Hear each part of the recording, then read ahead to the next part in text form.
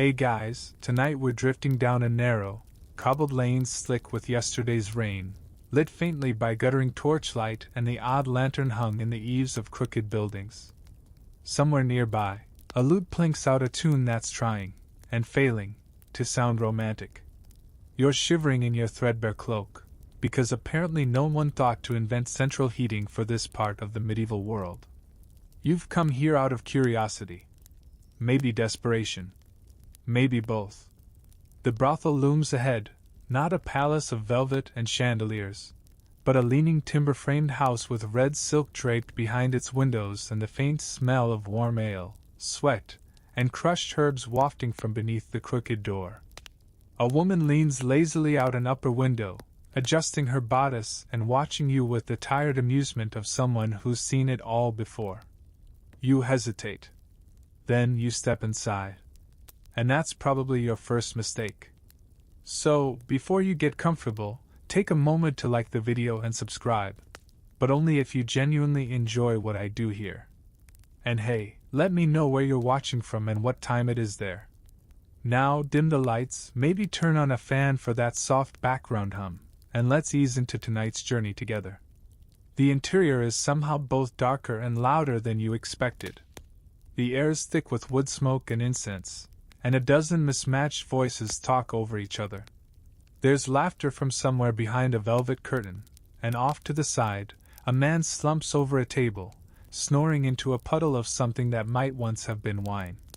You catch your first whiff of something floral and sharp, maybe lavender oil, maybe just strongly fermented armpit. The brothel's entrance hall is surprisingly structured. A woman in a stiff green gown, presumably the madam, watches you like a tax collector might eye a man with holes in his boots. Her eyebrows rise the moment you step across the threshold. Nod in welcome. Shoes off, she barks. And cloak. Don't drag mud across the rushes. Right. Shoes. You fumble them off. They're damp and slightly moldy. You leave them next to a heap of others by the door. You now have no shoes and no idea where to go. A young woman passes you, balancing a tray of tankards and muttering under her breath about someone vomiting in the upstairs hallway again. You want to ask the question, where to stand? Whom to talk to? What, precisely, you're allowed to look at, but everything moves too fast. The space feels oddly organized, like a tavern mashed up with a guild hall. Except the guild here deals in candlelit illusion and rented affections. Historians still argue whether brothels in medieval Europe operated more like inns, salons, or shadowy parishes with their own social codes. The answer, of course, is yes to all three. You find yourself inching toward a bench along the wall. You sit. It creaks ominously beneath you. The man next to you has no visible eyebrows and seems to be missing several teeth. He offers you a drink. You politely decline. You glance up. Above the mantel is a tapestry, coarse wool, not the elegant Flemish sort, depicting a lion embracing a maiden. It feels oddly symbolic. Or maybe just badly stitched. A bell rings from deeper in the house, and the movement in the room shifts like a school of fish. The workers vanish behind curtains or reappear dressed slightly differently. One of them now has glitter in her hair. Another has swapped her apron for a belt made entirely of copper coins. This place is choreographed. A candle flickers in a red glass holder beside you, casting everything in a soft, flickering glow. The shadows lean long across the floorboards, highlighting details you might have missed at first glance. Cracks in the plaster. A splash of something red near the hearth. A pile of discarded garters in the corner. It's all strangely beautiful, in the same way a moth-eaten costume is beautiful, romantic at first, unsettling the longer you look. Someone offers to take your hand. You jump. It's a woman with warm eyes and hands cold as river stones. She says nothing, but leads you gently down a hallway lined with warped floorboards and fading murals. The sound of the city fades behind you. All you hear now is the quiet hush of fabric, the creak of age-old wood, and your own heartbeat thudding like a drum in your ears. You pass a door marked with a single blue ribbon, another with a wreath of garlic. One has a cracked mirror nailed to it. Superstition, perhaps, but in this place, you get the sense nothing is just for show. The woman pauses before a heavy curtain. She gestures for you to wait, then disappears. You're alone in the hallway now. Candles flicker along the wall, and you notice the strange little symbols scratched into the baseboards. Runes? Names? Marks of past visitors hoping to be remembered? Or maybe warnings to future ones? A cat slinks past your feet. It glares at you, then vanishes into the shadows. You're not sure if that was a good omen. In the distance, someone laughs. The laugh turns into a coughing fit. Then silence. You lean against the wall. It's cold. Possibly damp. Definitely moving slightly. This building is older than you are and possibly held together with good intentions and wishful thinking. Somewhere upstairs, a lute begins to play again. Slower this time. Almost sad. You shift your weight. The floor groans beneath you. The candlelight flickers again. You realize you're holding your breath. Then, finally, the curtain pulls back. You're not sure what you expected. But it wasn't this. The curtain opens to reveal not a boudoir, but what looks suspiciously like an office. A worn wooden desk, ink-stained parchment, a chipped cup of something steaming, and the same woman in the stiff green gown, the madam, now seated and scribbling furiously with a quill that has clearly seen better centuries. She doesn't look up. Name? She asks. You blink. I didn't think I needed one. Now she looks up. Slowly. Her expression is a masterclass in disappointment. Everyone needs a name. She sighs. Even if you're just here to gawk. You offer a weak version of your real name. She jots it down without comment. Then she flips through a small booklet, muttering to herself. Not a Thursday regular. Not on the rota. No bribes paid. No linen token. She pauses, then sighs again. You're lucky it's a slow night. You aren't entirely sure what a linen token is, and you're too nervous to ask. Rules, she continues, lifting a finger like a schoolteacher, are not optional. No grabbing. No shouting. No Latin unless asked. And if you pass out, you clean it up. Understood? You nod. Vigorously. She closes the booklet and gestures toward the hallway behind her. Go. Quietly. You step back into the corridor, the curtain brushing your shoulder like a disapproving ant. The hallway has shifted. Or maybe it's just your nerves. Either way, this no longer feels like a place of intrigue and danger. It's starting to feel like a very complicated sleepover with legal implications. Historians still argue whether brothel rules were enforced uniformly across cities like London, Paris, and Bruges, or if it all came down to the mood of the madam. What's clear is that these establishments had systems. Fines.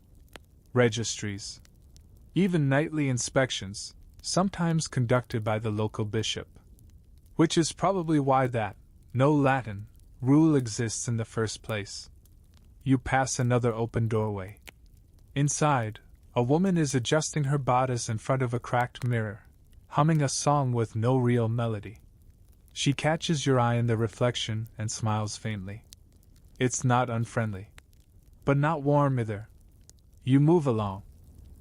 At the end of the hallway, you find a modest chamber lit by beeswax candles and a single oil lamp swinging gently from a hook in the ceiling. It smells like old rosewater and slightly burnt bread. A fireplace glows weakly in the corner, its embers doing their best to fight off the night chill seeping through the stone. You sit again, this time on a stool that wobbles in a way that implies danger to both you and the floor. You are alone. For now. Which gives you time to take stock. The rules here aren't just posted for show.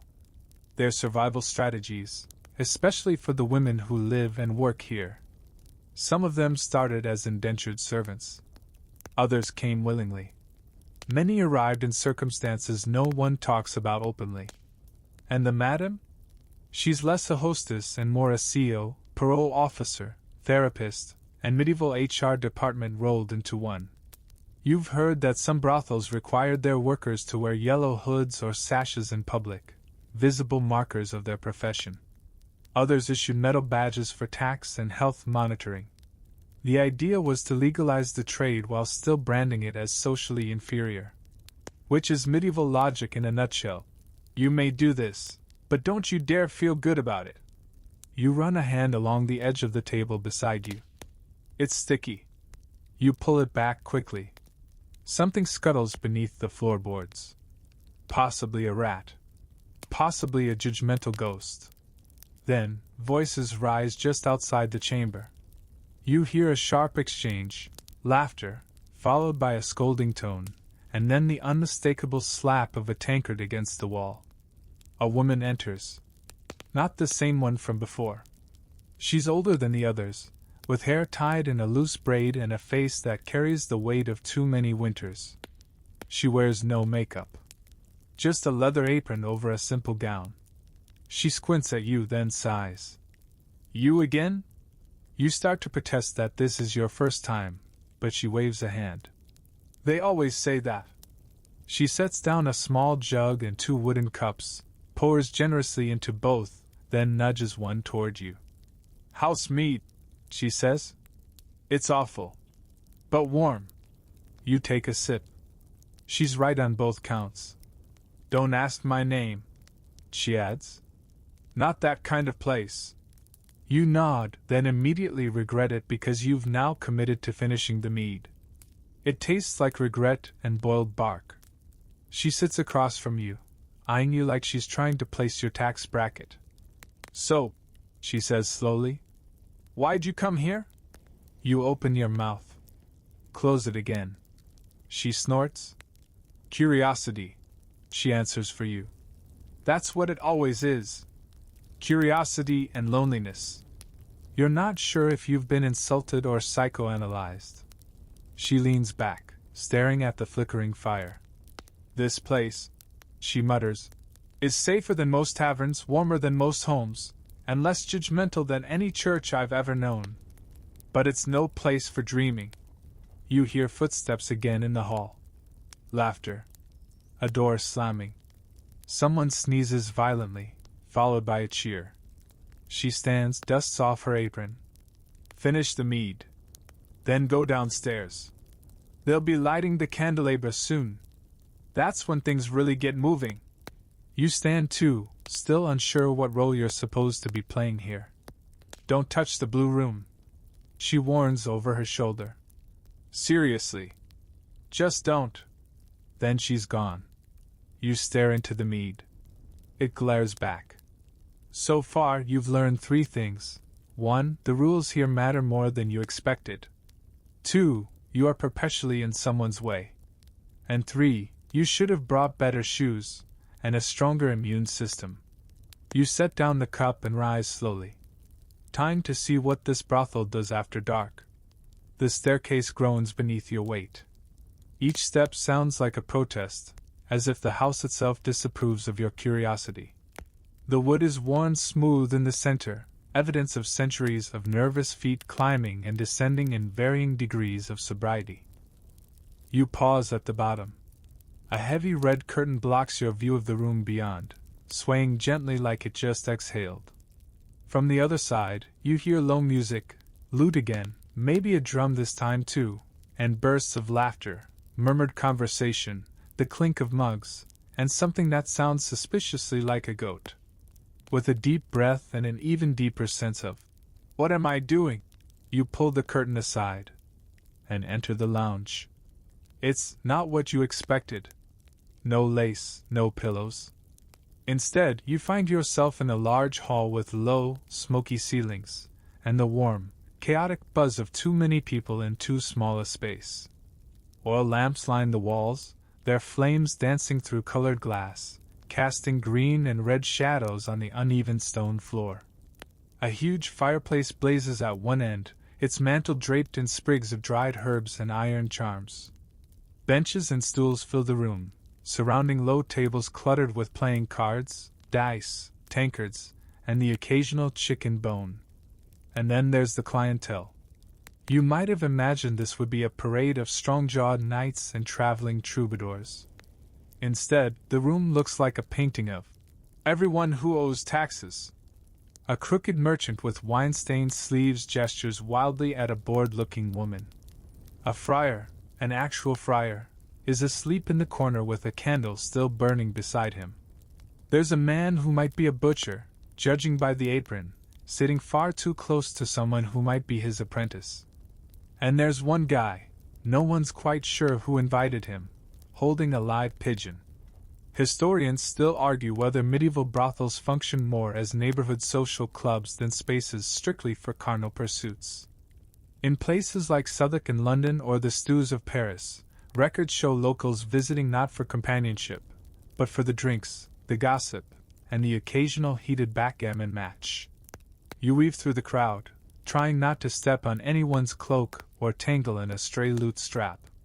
The atmosphere is less erotic and more chaotic pub with velvet curtains. It's loud, it smells of wet wool and beer, and it's exactly the kind of place where a table leg gives out mid-argument, and no one's surprised. You spot a woman at one of the far tables, her hair carefully curled, her cheeks painted a vivid shade of crimson. She's balancing a tiny dog on her lap and expertly dodging wine splashes while winning at cards. Her opponent, a man in a fur-lined cloak who is visibly sweating, slams his cards down with a groan. She takes his coin with a smile sharp enough to draw blood. You're about to move on when a hand grabs your arm. New? You turn. A young man grins at you, missing one front tooth and wearing a jerkin so patched it resembles a map of Europe. Don't worry, he adds quickly. We were all new once. Come sit. You look thirsty and confused. You are both. He pulls you toward a narrow bench squeezed between a table of dice players and a woman loudly tuning her lyre. Name's Piers, he says. I fix boots. And sometimes teeth. Depends what's needed. He pours you a mug of something vaguely yellow. You sip. It tastes like betrayal. The conversation at the table shifts quickly, from complaints about the mayor's new dog tax, to the rumored ghost in the outhouse, to a debate about whether bread or cheese is a better cure for melancholy. At some point, someone throws a turnip. No one reacts. As Piers launches into a tale about the time he accidentally married a washerwoman, you glance around again. There's a rhythm to this place. People drift in, share food, drink just enough to talk too loudly, and then either vanish behind curtains or curl up near the fire. The workers move through the crowd like dancers, offering smiles, conversation, sometimes more, but never in a hurry. A tall woman passes by in a gown stitched with bells. They jingle with every step. Her hair is coiled high with long pins. She pauses to whisper something to a man slouched beside the fireplace, and he actually blushes. You didn't know men that old could still blush. It's at this moment that you realize this place isn't really about desire. It's about distraction. The people here, both working and visiting, aren't here for romance or pleasure. They're here to forget. To escape the freezing streets, the grinding weight of hunger, the church's constant glare, and the aching reality of being one bad winter away from ruin. One woman leans her head on another's shoulder, both sipping from the same mug. A boy barely old enough to shave plays a melody on a tin whistle, eyes shut tight. The friar snores on. The pigeon guy has acquired a second pigeon. Piers nudges you. Don't fall asleep, he says. That's how they draw on your face with ashes. He's joking. Probably. But you are getting tired. And the longer you sit, the more you start to feel like part of the room, another shadow among many. Then the music cuts out. A hush falls, not silence but a slowing. The lute stops. The whistle drifts to a close. Even the pigeon coos less enthusiastically. A tall, older man stands near the hearth, arms folded. Everyone seems to notice him at once. You lean toward Piers. "Who's that?" He shrugs. "Could be the baker. Could be the bishop. Hard to tell these days." The man clears his throat. Someone hands him a scroll. He begins to read. In Latin.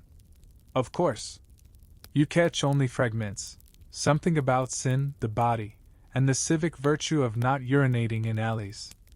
But the crowd listens with polite tolerance. When he finishes, they clap once. Precisely once. Then someone restarts the music, louder this time. The curtain swings. The room exhales again. And the evening rolls on. You step away from the table, your head swirling, not from the drink, but from the sheer absurdity of it all.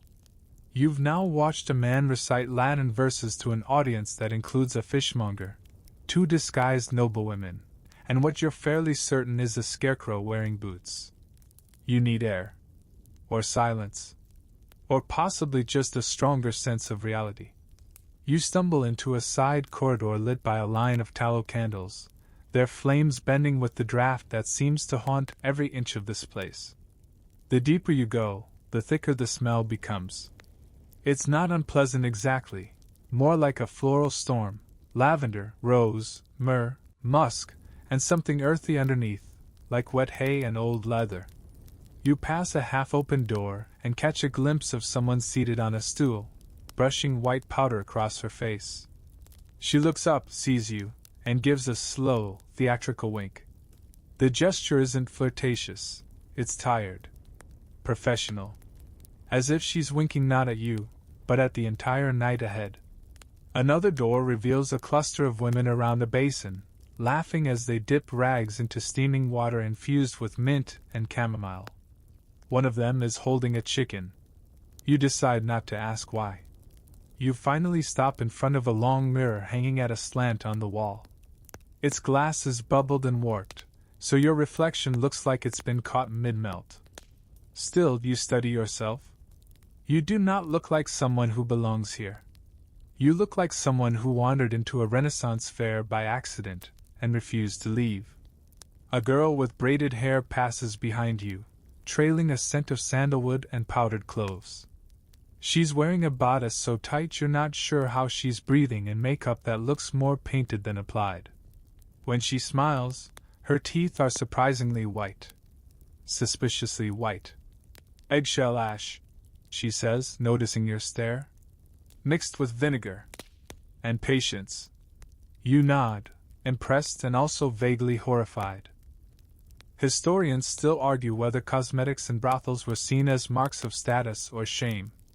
While noblewomen often painted their faces with lye-based powders, brothel workers relied on homemade concoctions, ashes for whitening, beet juice for blush, burned almonds for eyeliner.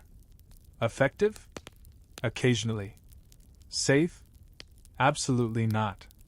You follow the girl as she turns into what can only be described as a dressing room, if your idea of a dressing room includes cages, a stuffed peacock, and a pile of wigs that look like they were stolen from a haunted theater. The workers here are in various stages of preparation: brushing, scrubbing, dabbing, tightening, pinning. One is sewing a rip in her petticoat using a needle held between her teeth. Another is dabbing something from a glass jar labeled Musc de Ferret. A third is rolling a long strip of linen around her chest, pulling it taut with the expertise of someone who has been both praised and punished for the shape of her body. There is laughter, but not the kind you hear in taverns. It's sharper, like a blade being drawn across wood. These women are professionals, performers. Their workplace may be dim and crumbling, but their routines are clockwork.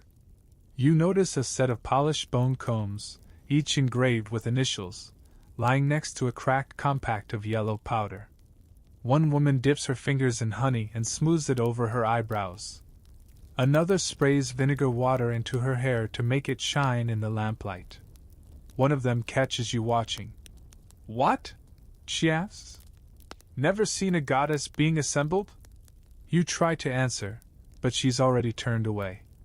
You spot a shelf stacked with jars and tins, some labeled with symbols instead of words. A large earthen pot is labeled Bomb. You wisely decide not to investigate further. In the corner of the room, a woman is coughing violently into a cloth. When she lowers it, you see the flecks of blood. No one reacts. One of the others hands her a piece of licorice root and a smile that doesn't quite reach her eyes. You suddenly realize the smell that undercuts all the perfume: sickness. Perfume here isn't about allure, it's about armor. Many brothels in the Middle Ages were not just places of entertainment, but also vectors of disease. Without sanitation or antibiotics, even a common cold could become fatal. And yet, in many towns, brothels were regulated and taxed, their workers registered and inspected. This illusion of control masked the harsh reality. No matter how many herbs you rubbed on your chest, you couldn't cure poverty with rosemary steam.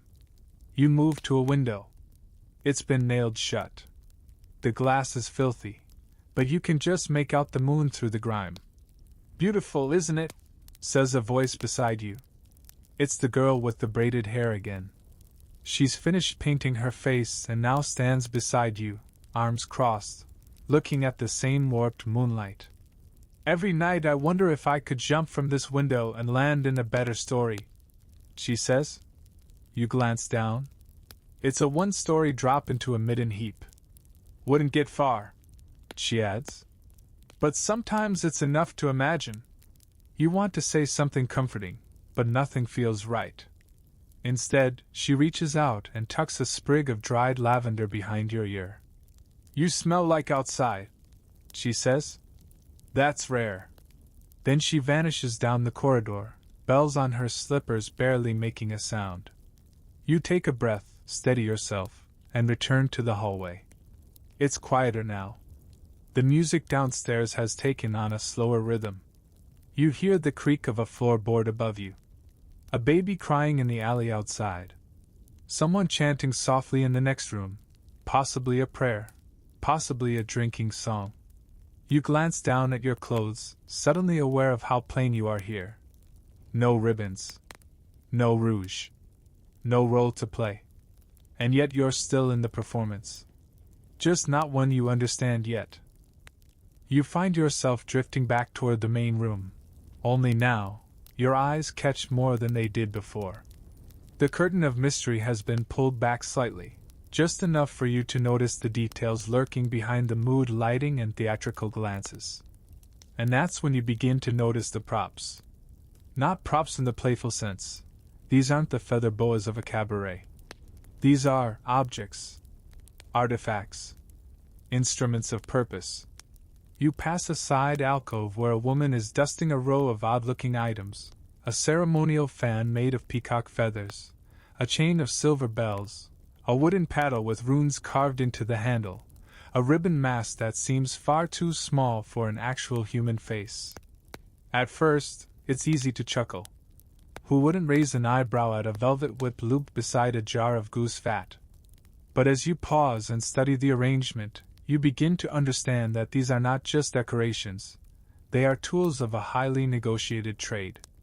In medieval Europe, where words like intimacy weren't even fully formed in the modern sense, these objects created a framework for fantasy, ritual, and, in some cases, control. You spot a brass bowl filled with what looks like perfumed resin. Beside it lies a stitched leather glove, its fingers oddly curled. A man in the corner, eyes glassy with wine or something stronger, is staring at it like it might whisper back. In brothels sanctioned by the local authorities, such as the Southwark stews, in 15th century London, furnishings were often extravagant not because they needed to be, but because they sold the illusion of another world.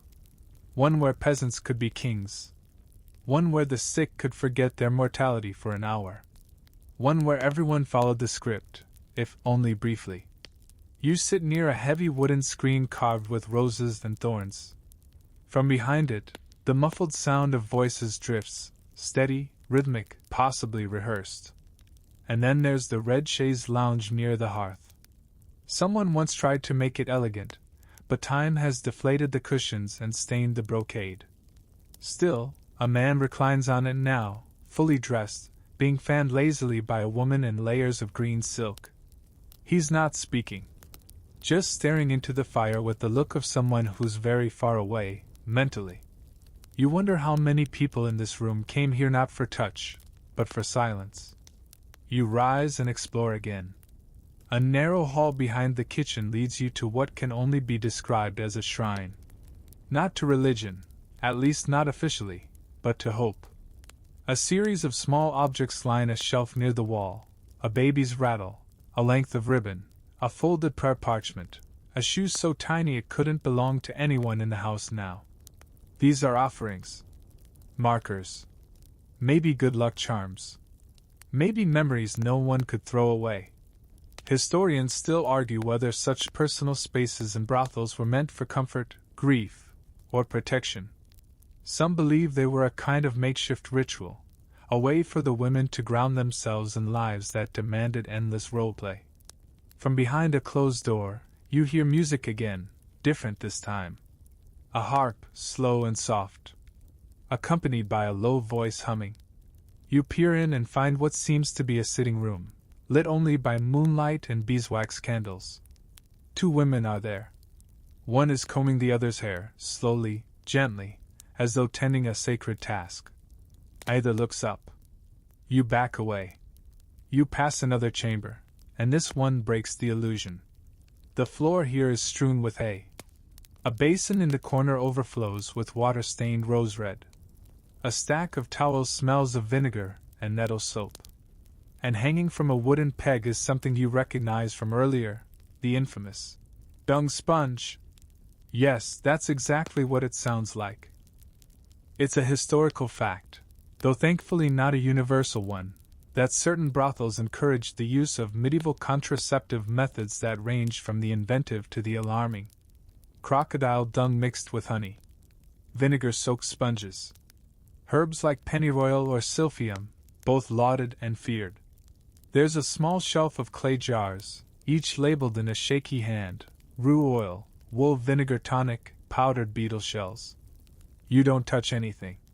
Instead, you turn and bump, gently, this time, into an older woman sweeping the floor. She doesn't look surprised to see you here. "Looking for fantasy, love?" she asks. Her voice is soft. Kind even. You shake your head. "Good," she says. "Because we ran out of it before dinner." She leans her broom against the wall and hands you a cloth. You take it. Reflexively. She gestures toward a spill on the stone floor. "If you're going to linger, you might as well be useful." So you mop. Quietly. And it feels grounding. When you return the cloth, she thanks you like you've handed her a gold coin. Then disappears again, humming something ancient and haunting. You wander back toward the main lounge, your hands still smelling of vinegar and something bitter. The objects, the furniture, the smells, they've all shifted from curious to oppressive. The illusion is unraveling. This isn't a fantasy. It's a theater built on routines, on roles, on survival. And you, who thought you were just a visitor, are now somewhere between cast and crew. You sit down near the hearth again. The man on the red chaise is gone. The cushion still holds the shape of his retreat. You lean back. Let the heat warm your spine. And wait for whatever comes next. You've been sitting by the hearth long enough that your knees have started to forget how to be knees. Someone handed you a new mug at some point. Lukewarm, sour, possibly ale, possibly soup, and you drank it without question. That's just how things work here. Objects pass hands. Time stretches thin. The fire crackles like it's trying to speak. But your stomach growls. Loudly. Apparently, even medieval fantasy runs on calories. You rise, stretch, and follow the smells. Not the perfume-drenched ones. That trail leads back to the powdered corridors. But the earthy, greasy trail wafting from the back of the house, somewhere near the clanging and occasional curse. The brothel's kitchen is exactly what you'd expect from a 14th-century establishment designed to serve food to people who really shouldn't be eating here. cramped, smoky, and deeply mysterious. A stone hearth dominates one wall, its fire licking the sides of a soot-blackened pot large enough to boil a heretic in. The room hums with motion, clatter, hiss, scrape, and above all, steam. A man with a stained apron and an expression forged from 30 years of disappointment stands in the center, shouting at a pot. Or possibly at you. It's hard to tell. He gestures with a ladle. You move closer. The smell hits you fully now: meat, onions, something vaguely metallic, and yes, caraway seed. You peek into the pot. Stew. Thick, brown, and bubbling like a guilty conscience. The cook stares at you. You stare at the stew. It's mutton, he says unconvincingly. Historians still argue whether brothel food was meant to sustain, seduce, or simply neutralize hangovers. Some accounts claim oysters and honeycakes were common, aphrodisiacs, naturally, but others insist most establishments serve what was cheapest: turnips, stale bread, and meat of dubious origin. You are handed a wooden bowl and a splintered spoon. You say thank you, because politeness still matters even in the face of probable food poisoning. You take a bite. It is, in fact, food. Warm, chewy, and aggressively seasoned to hide whatever it used to be. You sit at a wobbly table and eat beside a woman cleaning leaks with alarming intensity, and a boy no older than 15 furiously gnawing a drumstick like it insulted his mother. Overhead, cured sausages and bundles of garlic hang from the rafters. Mice chatter somewhere near the sacks of flour. A piglet, alive and entirely unfazed, wanders through and steals a piece of turnip off someone's plate. No one reacts. Your second bite is better. Your third almost comforting. A girl across from you eyes your bowl. Careful, she says. Last week we had rabbit, and 2 hours later half the house was praying to Saint Dysentery. You pause. She laughs. Joking. Mostly. You smile cautiously. She continues eating what appears to be bread soaked in wine and lard. It smells like defeat and tastes, presumably, the same. There's something soothing about the kitchen's chaos. In this room, people aren't performing, they're just surviving. Staff, workers, wanderers, and one surprisingly polite dog all share the same benches. The rules loosen here. Conversations soften. A woman hums while slicing onions. Another is teaching a boy how to crush dried herbs with a pestle. The cook grumbles, but his hands move with the gentle rhythm of someone who's been feeding the desperate for too long to pretend he dislikes it. Someone asks about dessert. Laughter erupts. Dessert in a medieval brothel is, apparently, a luxury reserved for the delusional. Still, someone offers you half a pear. You accept. It's overripe and slightly bruised, but sweet in a way that surprises you. Found it in the market, the woman says, watching you eat. Dropped behind a cart. You nod. There's no shame in scavenged fruit here. Once the bowls are scraped clean and the last of the bread crusts vanish, the group begins to scatter. Some return to work. Others curl on benches or against sacks of flour for quick naps. One man starts to sing softly, an old ballad in a language you don't know. His voice is rough, but kind. You help carry a few bowls to the basin. The water is cold and slick with oil, but you rinse and stack them with the others. The cook gives you a grunt of approval, which feels oddly validating. As you turn to leave, someone presses a small cloth bundle into your hand. For later, she says. It's a heel of bread, wrapped in linen. You thank her. She shrugs. Tomorrow's never certain. You step back into the hallway, the air colder now, laced with the tang of lamp smoke and fading perfume. Your belly is no longer growling, but your head feels heavier. The kind of weight that isn't sleep. It's the realization that this place isn't just a brothel. It's a shelter, a trap, a theater, a refuge, a mirror, and you're still inside it. You wander until you find a quieter nook, Someone's abandoned reading corner, perhaps. A candle burns low beside a pile of dog-eared folios and a broken lute. You sit on the floor. The stone is hard. The bread in your hand is still warm. You think of the pear. Of the vinegar tang in the stew. Of the mice, the dog, the girl with the bells in her shoes. You think about the people here, the ones who paint their faces, serve stew, sweep floors, braid hair, and how none of them ever break character, even when they're alone. There's something noble in that. Or tragic. Possibly both. You rest your head against the wall, eyes half closed. Somewhere behind the next curtain, a bell rings. The next act is about to begin. The bread you were saving is gone.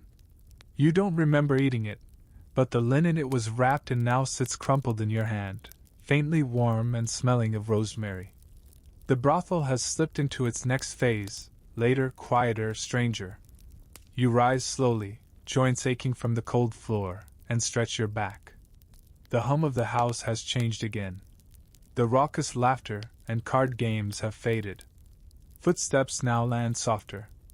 Voices murmur lower. Doors creak more carefully. You begin walking, no destination, just following the rhythm of the place. One corridor leads to another. A woman in a gold-threaded robe passes you without a glance, her hands clutching a clay bottle with faded runes etched into the side. You round a corner, and come face to face with the door unlike the others. It's darker wood. Heavier. Reinforced with iron strips and locked from the outside with a bolt thick enough to stop a bear. Someone has draped 2 rosaries over the handle, and a wax-sealed paper is pinned to the doorframe. You're not fluent in Latin, but you recognize one word at the center of the text, caveat. It means, beware. The door doesn't match the rest of the brothel. It's older. More Gothic. The wood has warped like it's been swollen by secrets. You reach toward it, then stop. Because from behind the door, there's a sound. Not voices. Not movement. Just breathing. Slow. Deliberate. Like something asleep. Or pretending. Historians still argue whether medieval brothels had designated haunted rooms for effect or whether the strange stories that lingered, rooms with locked doors, beds that stayed cold, candles that wouldn't light, were born from trauma too heavy to name. Some suggest these rooms were used for penance or rituals. Others believe they were simply where things happened no one wanted to remember. You take a step back. Then another. You turn and walk quickly, the kind of walk you do when pretending not to be fleeing. The house closes behind you, swallowing the dark door into its folds like nothing happened. You find yourself back in the main lounge. It's dimmer now. Fewer people remain. Most of the workers have disappeared behind curtains or up staircases. A few patrons slump against the walls, murmuring half-dreams. You sit on a bench near the hearth again. The embers glow dull red. No flames now, just that ancient, coal-colored warmth that makes shadows breathe. A man sits nearby, nursing a goblet. You recognize him as one of the earlier arrivals. He hasn't spoken much all evening. Now, he leans over. "You see it yet?" he asks. You blink. "See what?" He taps his temple. "The moment it changes. This place. Happens every night. Around now. Shifts." You stare at him. The laughter dries up. The paint cracks. The walls stop pretending. "You see who we really are." He stands. Leaves without finishing his drink. You stare into the hearth. Maybe he's right. Because now, sitting here, the glamour has faded. The tapestries don't shimmer anymore. The velvet cushions look flat. The painted faces of the workers, once mesmerizing, now seem smudged, tired, human. Their smiles forced only for the final guests still awake. You wander again. You pass a hallway of private chambers.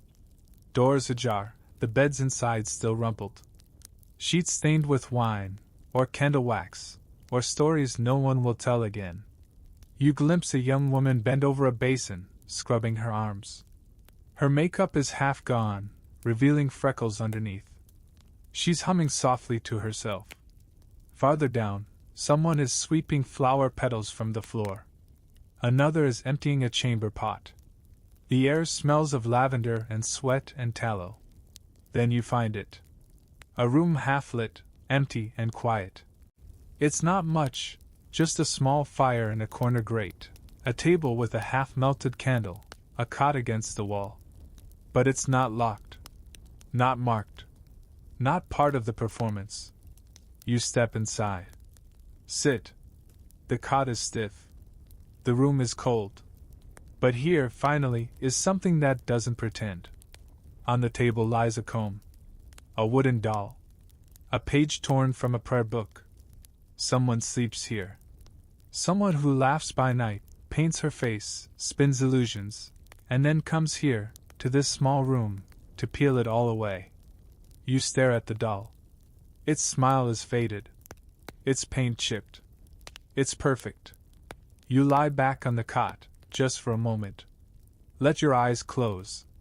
In the distance, you hear the front door creak open. Voices. A new client? A lost traveler?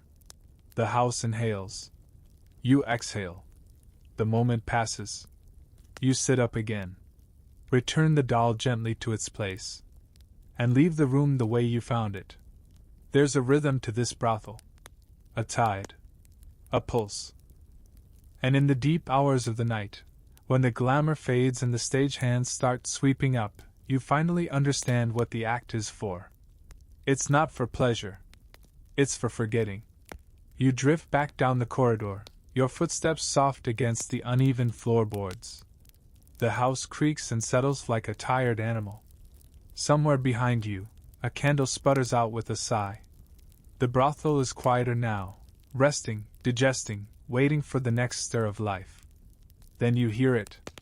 A sharp knock. Not on the door you just left. On the front door. 3 slow raps. Then silence. You pause. No one else seems to move. Then, hurried footsteps pad down the hallway, and you follow instinctively, keeping to the shadows. At the entrance stands the madam, shoulders squared like a general about to meet an unwelcome envoy. She opens the door just wide enough to peer out. Outside, a figure in a heavy cloak leans into the threshold. His voice is low, but it carries. Inspection. You feel the tension ripple down the corridor. The madam doesn't flinch. It's past midnight. Lord Bishop's orders. Surprise checks are allowed. A pause. Especially here. She opens the door wider, just enough for him to enter, followed by 2 others, less cloaked, more armored. One carries a ledger. The other, a short rod tipped with bronze. The madam snaps her fingers. Lights are dimmed. Doors are gently nudged shut. You get the sense this isn't the first time. You melt into the wall as the men make their way inside, eyes scanning the room like hunting dogs. The church. Not just a visitor this time. Medieval brothels, especially the legal ones, were often subject to clerical oversight, if not in action then in name. The church condemned sin loudly while taxing it quietly. In places like Avignon or parts of German principalities, clergy would inspect houses of ill repute to ensure order.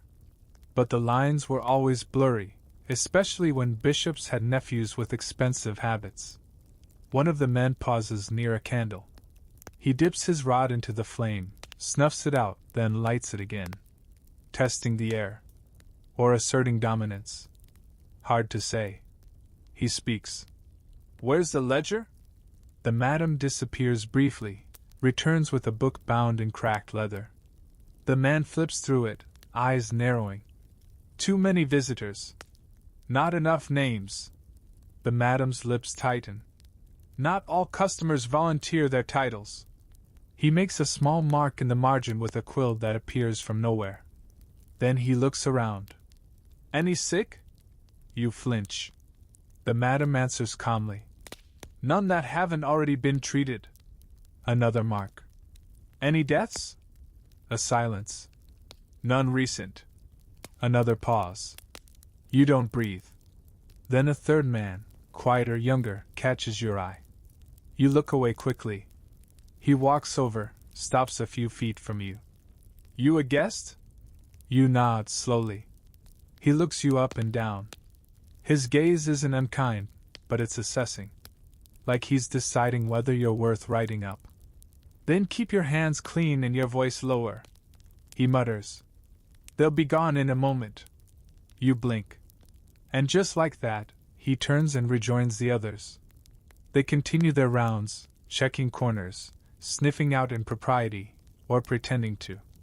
They pause at a locked cabinet, frown at a tapestry, and linger just a bit too long at a hallway where someone is clearly still working. Then, just as quickly, they leave. No farewells. No coins. No absolution. The front door shuts behind them with a thud that echoes down to your bones. The madam exhales. Everyone begins moving again. Curtains lift. Voices resume. Someone relights the candle snuffed out by the bronze rod. The house doesn't cheer. It just breathes again. You approach the madam. She's inspecting the ledger with narrowed eyes. Does that happen often? You ask. She doesn't look up. Often enough to keep the linen clean and the stories vague. She snaps the ledger shut and hands it to a nearby girl, who disappears with it like it's a box of snakes. Nothing in this place is permanent, the madam adds. Not guests. Not furniture. Not even laws. You wonder how she keeps track of it all. The shifting rules. The sudden inspections. The constant need to survive between what's legal, what's tolerated, and what's profitable. Then she gives you a glance. If you're going to be here much longer, learn when to disappear. You nod. You've already started practicing. You step aside to let her pass. Back in the common room, the energy returns, tentative at first, then slowly more natural. Someone plays a single soft chord on a lyre. A jug is passed around. One of the girls balances a pear on her head for laughs. The moment begins to smooth itself out. You sit again near the hearth. You now understand that in a place like this, the real danger isn't sin, it's scrutiny. And the real power isn't beauty, it's invisibility. The church will come and go. Inspectors will mutter and mark their ledgers. But the women here? They will adapt. Smile. Serve stew. Disappear when needed. Reappear when wanted. It's not survival by force, it's survival by grace. And you, still clinging to your outsider's shoes, are slowly learning the dance. You're back in the quieter corridors again, this time feeling the weight of the house differently, less theatrical, more like it's pressing against your ribs. A slow, persistent squeeze. The kind that reminds you this building might be warm and flickering with candlelight, but it's also full of worn lungs, sore limbs, and fevers that don't wait for morning. You need to sit. You find a crooked wooden bench near a door half covered by a fraying curtain and slump down. Your stomach, once comforted by that questionable stew, is now making ominous sounds. A tightness has taken root behind your eyes. Maybe it's the smoke, maybe it's the mead, or maybe it's that half pear someone dropped behind a cart. A woman walking past stops. She leans in, studies your face, and sighs. You've got that look. What look? She taps the air around your temples. The one that says your guts are negotiating surrender. Before you can protest, she's already grabbing your wrist and pulling you to your feet. She leads you down a short hallway to a small, overheated room.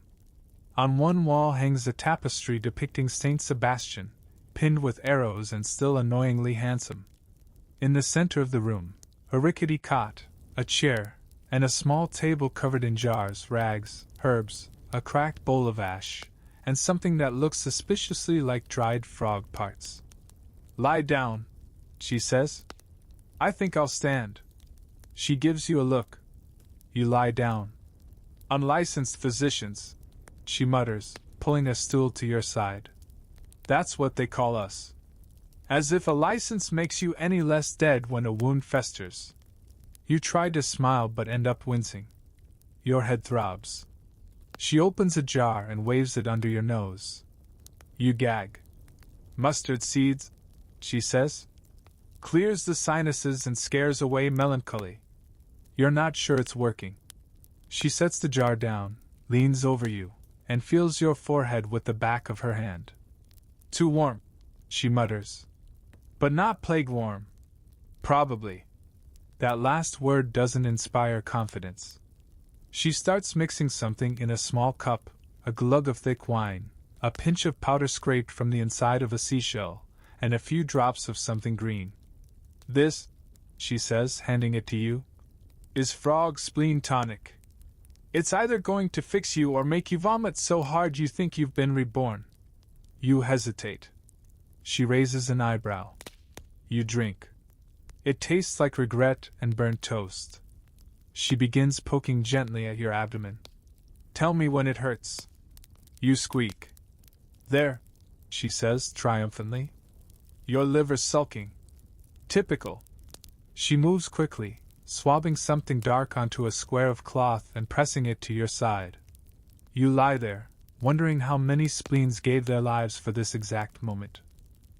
Historians still argue whether medieval brothel healers were true herbalists, witches, or simply women who had seen enough suffering to learn by necessity. With university medicine reserved mostly for rich men, and barber surgeons more likely to bleed you than help you, many sex workers relied on in-house remedies, honey and vinegar poultices, rosemary baths, herbal tinctures passed down from the women before them. She pulls out another item, a twig with bark peeled back on one end, and places it under your tongue. Willow, she says. Nature's aspirin. Chew it or don't. But stop looking like death in a tunic. You chew. Bitter. Woody. Effective? The room swims slightly. She stands and begins rummaging through a basket of rags. This place runs on more than perfume and tricks, she says. It runs on patching holes faster than they appear. She tosses a small pouch into your lap. Inside are dried mint leaves and what looks like licorice root. Tea, she says. For later. Don't boil it too long unless you want to see the future. You sit up slowly. Your stomach still churns, but the edge of the pain has dulled. Thanks, you murmur. She shrugs. It's easier to heal than to bury. Just don't breathe near anyone for an hour. You leave the room with the tea pouch clutched like treasure and the vague sense that you've just survived something statistically improbable. Back in the hallway, the house has shifted again. Less movement now. More stillness. As if the brothel itself is catching its breath after being poked and prodded by clerics and stomach flus alike. You pass a woman lighting a bundle of rosemary at the end of a long stick, waving it gently down a hallway. The smoke curls into corners, over curtains, under door frames. Clean air, she says to no one in particular. Or at least tricking the lungs into thinking it's clean. You pause near the staircase and sip water from a chipped clay jug left on a bench. It tastes slightly of copper, but it's cool and real. The tonic settles slowly. Not entirely comfortable, but it stops your body from protesting so loudly. You think about the woman in that makeshift infirmary. About how many nights she's had to guess whether someone was drunk, sick, dying, or just broken in a way herbs can't reach. And then you realize she didn't ask your name. Because here, your pain isn't a puzzle. It's a regular visitor. You sit again, pressing your back against the wall, the pouch of tea still warm in your hand. The house murmurs. Somewhere, someone coughs. And behind it all, the faint sound of a harp weaves through the silence like a memory you haven't earned. You're not sure how long you've been sitting there, slouched against the wall with your frog tonic stomach and bitter willow mouth. The house has softened again, slipping into its third, or maybe fourth, shape of the night. Time here doesn't march, It flows, curls, blurs. And you, once an observer, are now embedded. A quiet figure in the background tapestry. Then, from somewhere deeper in the brothel, you hear a sound that doesn't match the others, a soft laugh, too crisp, too intentional. Not flirtatious. Calculated. You rise, curiosity pricking the haze from your brain, and follow it. The voice leads you down a passage you hadn't noticed before, narrower, colder, less traveled. At the end of it is a room dimly lit by a single oil lamp and the glint of polished metal. There's a desk in the center. At it sits a woman you've seen only in passing, a red ribbon always in her hair, a constant smile that somehow never reached her eyes. Now, the ribbon is gone. The smile, too. She's speaking quietly with a man whose back is to you. You can only see the edge of his cloak, deep blue, the kind of fabric that doesn't exist outside noble households or city council chambers. She's whispering names, places, amounts. The man doesn't write anything down. He simply nods, occasionally lifting a brow. His posture is still, too still for someone merely listening. You start to back away, but the floor betrays you. A single floorboard squeaks underfoot. The woman turns. For a moment, her expression is blank. Then, effortlessly, she smiles. Lost? She asks. You nod. Just wondering. She stands and walks over. The man remains seated, unmoving. His shadow feels more solid than he does. She takes your arm gently. Come on. Not this hallway. She guides you back toward the main wing. Her grip is light, but firm, the grip of someone used to redirecting people before they ask questions. Who was that? You ask, when you're back in safer light. She pauses. A friend. Or an employer. Depending on the week. Do you work for him? She smiles again, this time colder. Sometimes I listen. Sometimes I repeat what I hear. You stop. You're a spy. She shrugs. A listener. Information flows through this place like wine. Everyone talks, eventually. In bed. After wine. Before prayers. You glance around. Do the others know? Her face darkens, just slightly. Some suspect. Most don't care. Everyone here survives their own way. Historians still argue whether brothel workers in major cities like Venice, Paris, and London were actively recruited as informants. Some suggest the houses were intentionally left intact during political unrest to serve as a pressure valve and an intelligence source. Others believe the information flowed freely anyway, because who else gets to see bishops, judges, merchants, and knights with their guards down? She stops at a curtained archway and gestures for you to go through. Back to the fun side, she says, her voice lighter. You've seen enough shadows for one night. You step through. Behind you, the curtain falls closed. The music has picked up again, just slightly. Someone's tuned a fiddle. The fire crackles anew. The lounge is lit in golden tones once more, as if the place never creaked or coughed or whispered secrets. You scan the room differently now. The man arguing about grain prices. How much does he owe in taxes? The young lord trying to impress the three women beside him. What did he confess when he thought no one was listening? The worker with the sleepy eyes and gentle voice. How many names has she memorized tonight? You wonder if anything you've said will end up in someone's ears tomorrow. If your name is already scratched into a wax tablet, ready to be traded for coin or protection. You sit by the fire again. You've developed a habit. Piers is back, your benchmate from earlier. He raises his mug in greeting. You've seen ghosts, he says. You raise a brow. He shrugs. We all do after midnight. You both sit in silence. Then he says, I told someone you were the sheriff's cousin. You nearly choke. What? Don't worry. It was a joke. Mostly. Might have stopped a man from overcharging you for stew, though. You exhale. Thanks, I think. He leans closer. Listen. Everyone's something in this house. A bard. A cook. A priest in disguise. A ghost. You've just got to pick who you're going to be. You ask? And you? He grins.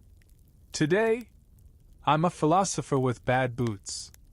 You can't help but smile. The warmth of the fire feels real again.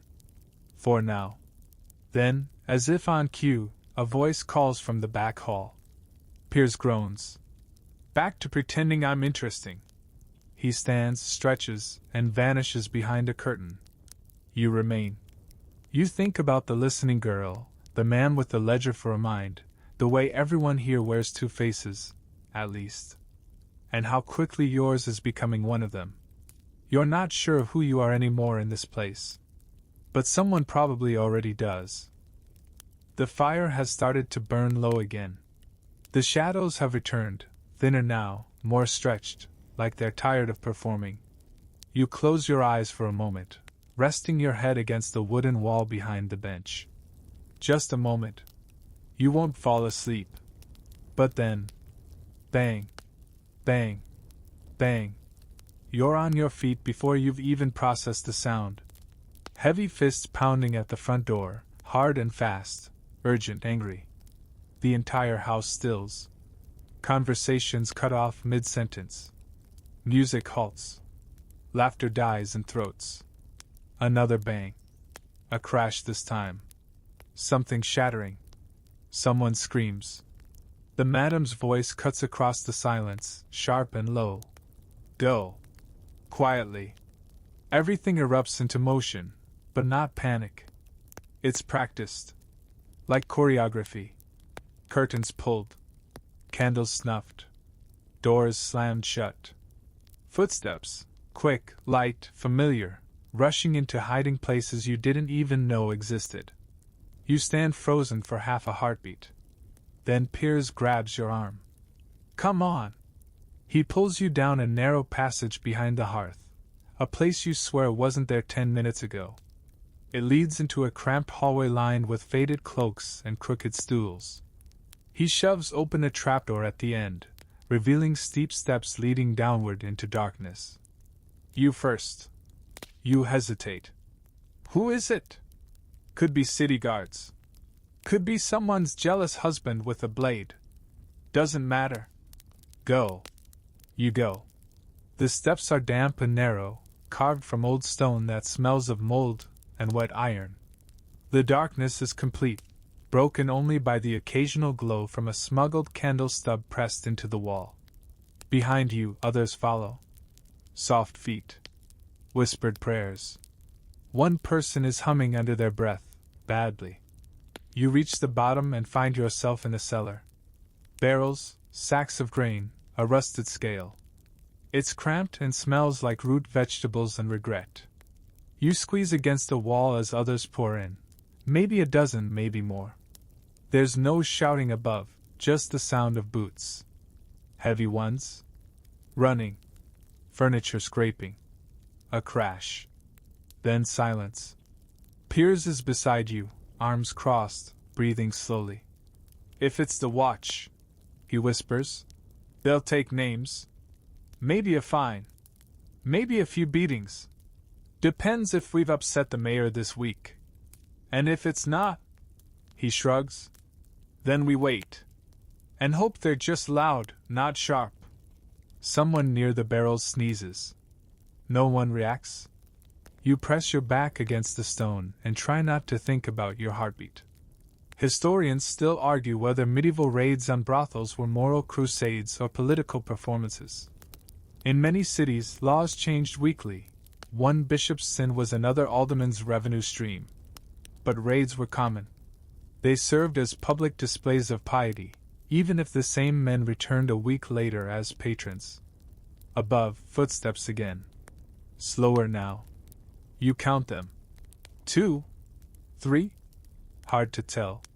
Someone coughs. A woman mutters a prayer to Saint Agatha, patron of uncomfortable professions. Then, after what feels like a century, the creak of the front door. Closing. Footsteps fade. Slowly. Then gone. You wait. No one moves for another full minute. 2. Then the trapdoor cracks open, and the madam peers down, face tight but calm. Out. Quietly. Everyone climbs the stairs again in silence.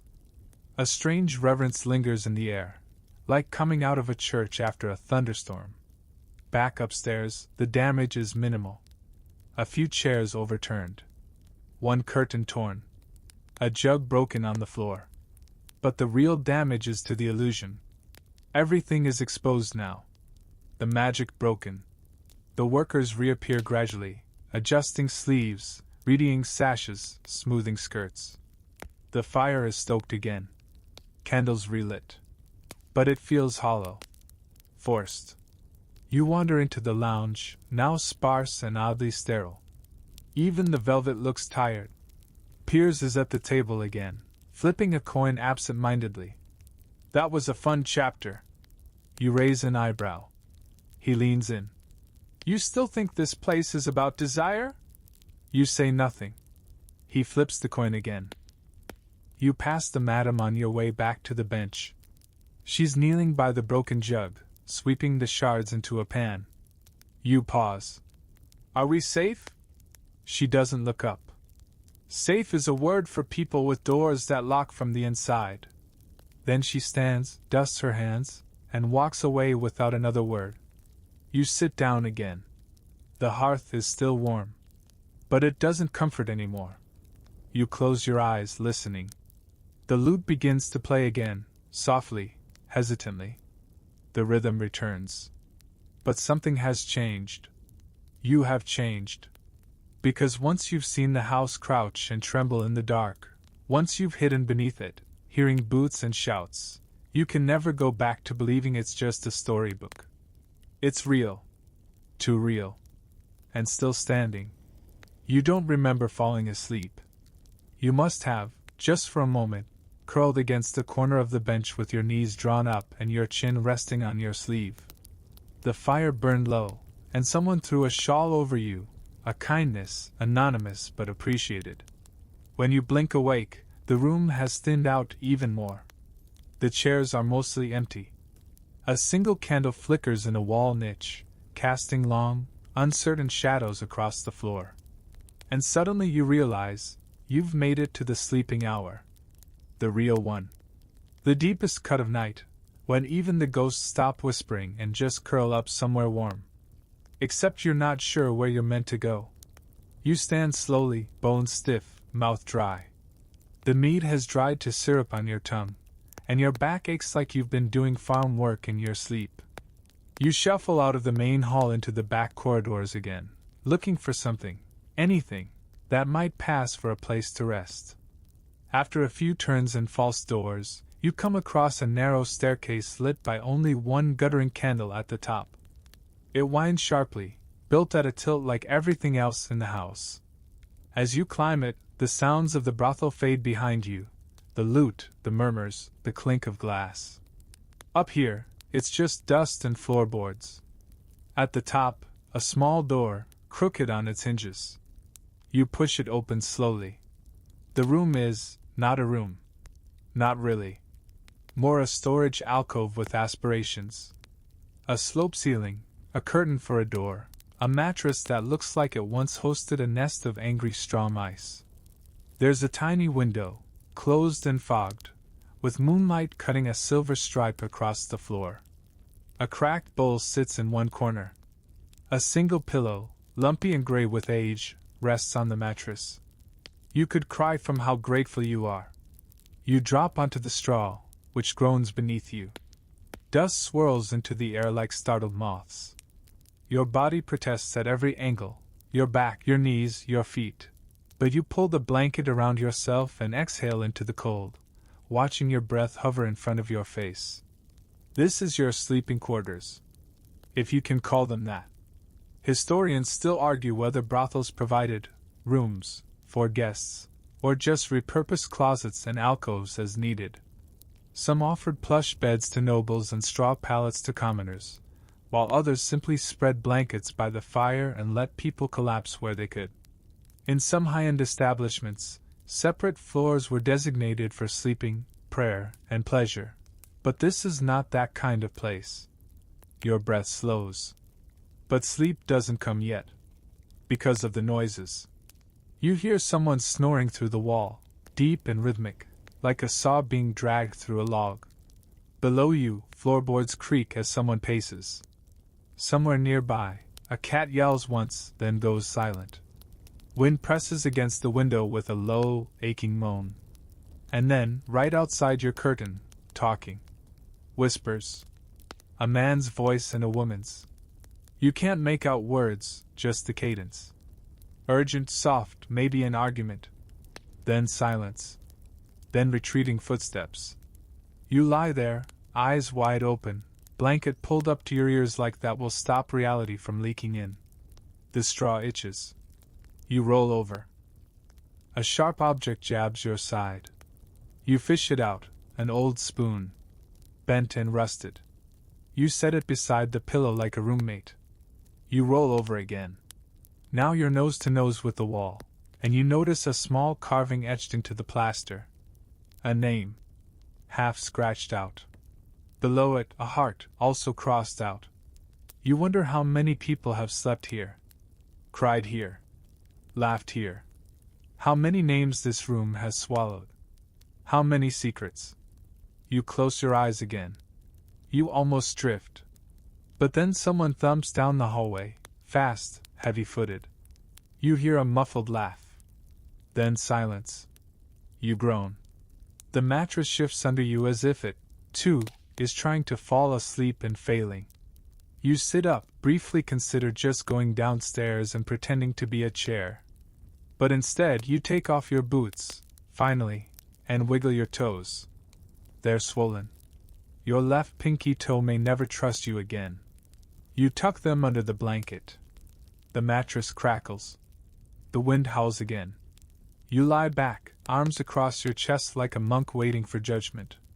Eventually, after the whispers stop, after the floorboards rest, after the snoring fades, you drift. Not to deep sleep, not yet. But to that space in between, where time doesn't move and dreams haven't quite arrived. Where you forget what brought you here. Where, for a little while, you simply float. When you finally wake, it's not because you feel rested. It's because the mattress has decided to punch you in the spine one last time, just to remind you who's in charge. You groan quietly and crack one eye open. The room is darker than before, the moonlight gone, the window fogged with breath and cold. But there's a sound outside. Voices. And the unmistakable clatter of pans. It's morning. Or what passes for it in a house that never fully sleeps. You sit up slowly, back complaining, and stretch your legs off the side of the straw mattress. Your foot immediately finds a spot on the floor that's colder than betrayal. You yank your boots on without ceremony, discovering your left heel now has a fresh blister the size of a pigeon's egg.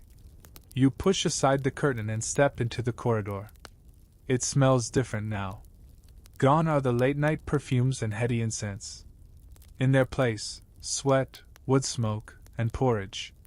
Lots of porridge. Somewhere nearby, someone is boiling it with what smells like time and resignation. You follow the scent, descending the stairs in a slow, shuffling gait that resembles something between a pilgrim and a wounded farm animal. Downstairs, the transformation is complete. The glamour of night has vanished. No silk. No painted smiles. No flirtatious laughter. Now it's aprons, broomsticks, mop buckets, and yawns. The workers you saw hours ago transformed into mysterious, ethereal beings are now in thick wool robes with their hair pinned up sloppily. One is elbow deep in a bucket. Another is shouting about someone using the good soap to scrub a chamber pot. You're invisible again. No one glances twice at you. In the daylight, you are just another piece of the furniture that needs to be scrubbed. You find the kitchen. It's chaos.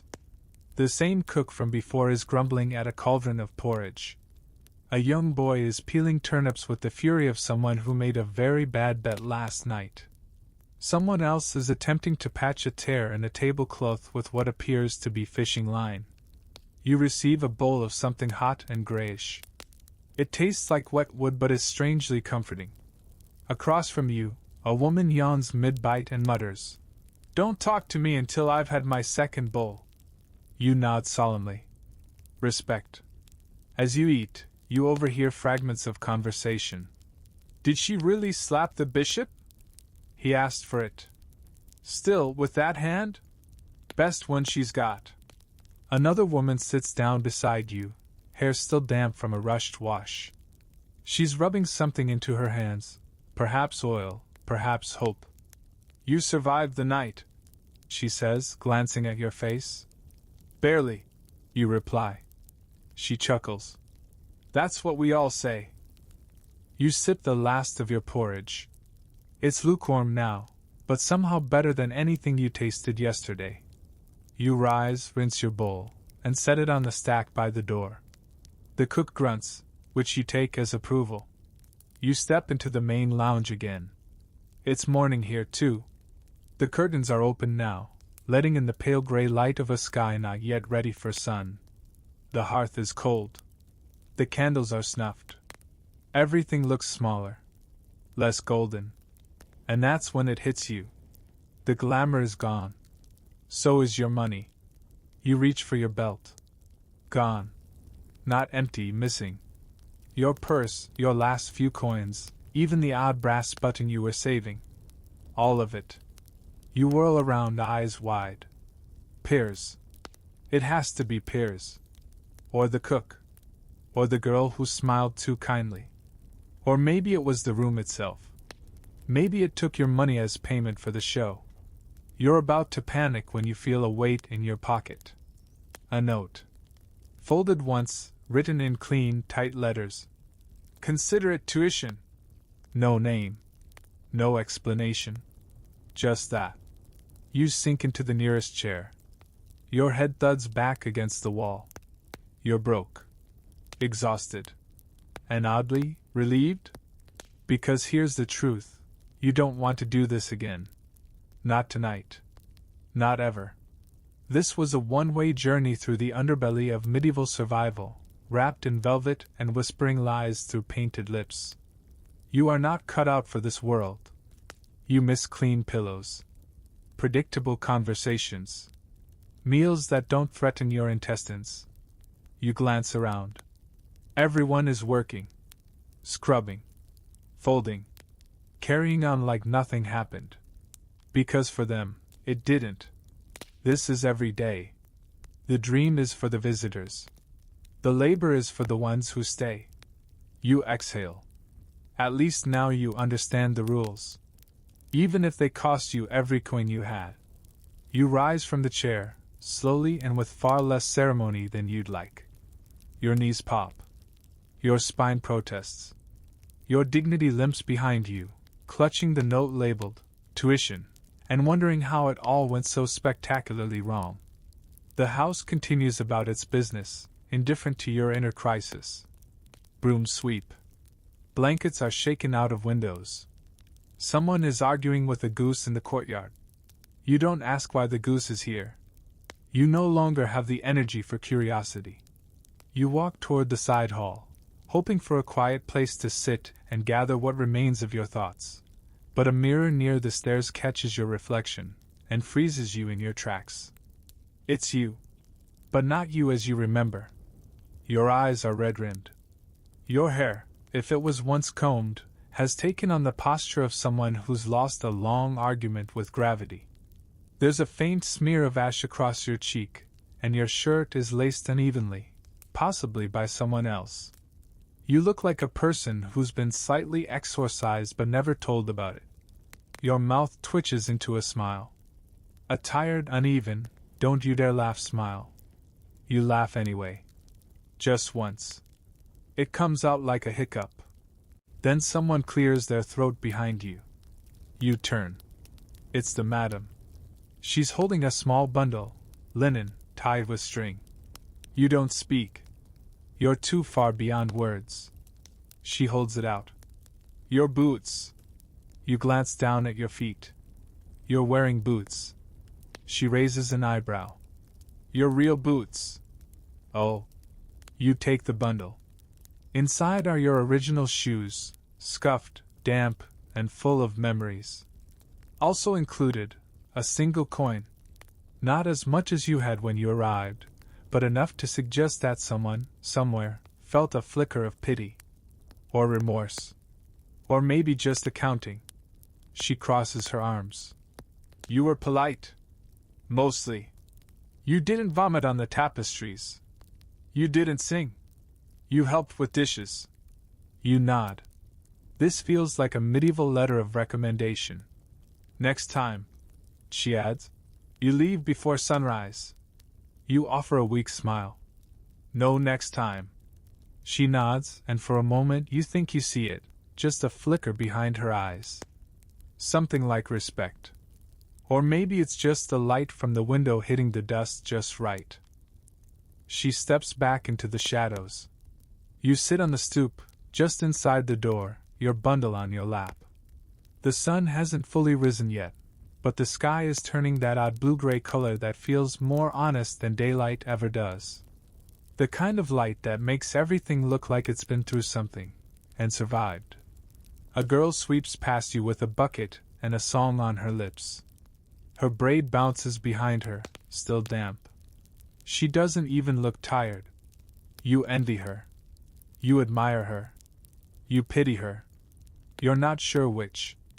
A man walks out from one of the side rooms, pulling on his cloak. He gives you a nod, the kind strangers give when they're embarrassed they've seen each other this disheveled.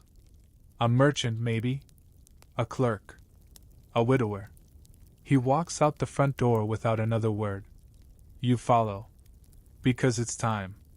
You step outside. The street is quiet. The air is cool. The city is waking slowly, like an old cat stretching in the sun. A cart rattles by. A bell tolls somewhere far off. The smell of baking bread wafts from a distant corner. You glance back once. The brothel's windows are shuttered. Its lanterns extinguished. Its red curtain hangs limp. From the outside, it's just a house. Ordinary. Forgettable. But you know better. You turn and walk away. Each step feels like it belongs to someone else. Someone who's older, maybe. Or wiser. Or just soar in new and mysterious places. As you cross a small bridge and descend toward the market, you catch your reflection in a puddle. You don't look like a person who just survived a medieval brothel. You look like a person who learned something in one. Historians still argue whether these places were sites of exploitation, empowerment, or both. But you don't need historians now. You've seen it. Lived it. And you're getting out with your boots, your skin, and most of your dignity intact. Which is more than most can say. You don't walk far. Just enough to feel the street beneath your feet again. It's uneven, muddy, spotted with horse tracks and something you choose not to identify. The scent of morning smoke drifts from bakeries and tanneries, mixing in the air with the sharp smell of wet stone and chimney soot. Life outside the brothel has resumed its indifferent churn. Vendors roll up their awnings. A boy sweeps in front of a shop with a broom missing most of its bristles. A nun glides past you without a glance, clutching a basket of root vegetables and righteousness. You're just another person now, slightly disheveled, slightly limping, definitely poorer. You pause in a side alley and lean against a wall. Your feet ache. Your head is dull. There's a spot behind your left eye that pulses like it's keeping time for the regrets in your bloodstream. You reach into your bundle and pull out that single coin. You hold it in your palm and stare at it. It's dented. The face is worn smooth. It may not buy much. But it's yours. And somehow, that feels like a miracle. You look down the alley toward the street. People are moving faster now. Messengers, apprentices, merchants. They all have somewhere to be, something to carry, someone waiting. You, on the other hand, have nothing but your feet and whatever infection might currently be growing under your thumbnail. A horse snorts nearby. A cart rumbles past, carrying barrels and one chicken trying to look inconspicuous. You start walking again. Slowly. One step, then the next. And with each step, the night behind you grows a little more distant. Less theatrical. Less golden. Less magical. Because now that the curtain's been pulled back, you can see it clearly. The painted faces. The controlled chaos. The sighs behind locked doors. It was a house of survival. Of roles worn like dresses, some chosen, some forced. You remember the laughter that was too loud, the silence that came too quickly. The smile from the woman who patched your side with powdered spleen. The look in the madam's eyes when she said, "Next time." There won't be a next time. You're sure of that now. Because as the light sharpens and the city opens its mouth for the day, you realize something important. You don't belong in that world. You barely survived one night in it. And while others will return, some out of need, some out of habit, you will carry the weight of it in a different way. Not in your coin pouch, but in your bones. In your memories. In the way your breath still shortens when you think of boots on stairs and fists on doors. You cross the market square, where vendors call out prices and pigeons argue over breadcrumbs. You stop by a fountain and splash cold water on your face. It stings. It helps. You look up at the sun, finally cresting the rooftops. And you smile. Not because you're happy, but because you made it. Barely. Bruised. But whole. Almost. You keep walking, now with no real direction. The city buzzes awake behind you, but you're ahead of it, mentally, spiritually, utterly done with its games. The sky is softening into a pale watercolor of clouds, the kind that promises nothing except the slow passing of time. You reach a low stone wall beside a quiet chapel and sit. For a while, you simply breathe. The night unspools behind your eyes, glimpses of faces, candlelight, whispered threats, paint, perfume, porridge. The bed of straw that smelled like mildew and secrets. The girl with the listening ears. The note in your pocket. All of it drifts through your thoughts like smoke, ungraspable, but still stinging the eyes. You stretch your legs. Let the wind touch your face. Let the early chatter of doves replace the memory of lute strings and clattering goblets. And slowly, so slowly, you start to feel the weight lift. Not vanish. Never that. But shift. Soften. You're out. You're free. The city is noisy and flawed and full of strange, indecent places, but at this moment, it is also mercifully ordinary. You watch the clouds pass, your heart settling into a slower rhythm. And you know that wherever you sleep next, even if it's under a leaky roof with a lumpy blanket, it will be yours. You will not have to play a role to earn it. Not tonight. Not again. You close your eyes, just briefly. Let the wind hum through the alley. Let the sun warm your boots. And as sleep teases the edge of your thoughts, one last truth settles in quietly. You wouldn't last a night in a medieval brothel. But somehow, you did. And now, you don't have to go back. Sweet dreams.